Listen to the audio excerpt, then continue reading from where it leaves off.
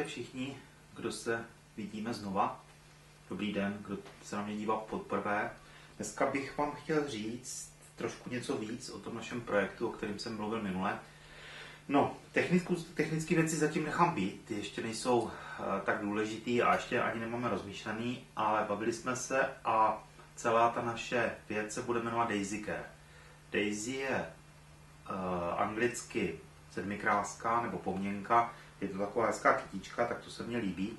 No a zároveň bychom byli rádi, aby se to dalo stejně tomu říkat v Česku i někde jinde, pokud by jsme mířili do ciziny.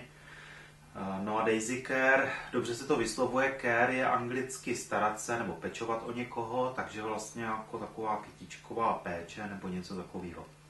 Tak a já asi udělám na Facebooku takovej, abych se taky vyzkoušel, jak Facebook co všechno umí nebo neumí, tak tam udělám anketu, jestli se vám ten název líbí a jestli se vám to dobře vyslovuje, tak se na to zkuste podívat a ťukněte mě, aby jsme měli taky nějakou zpětnou vazbu.